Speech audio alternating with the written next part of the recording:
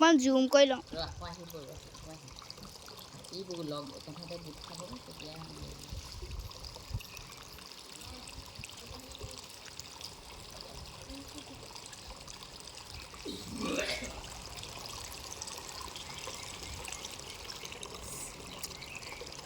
এই নদলে সোমাই যায় বুলি নহয়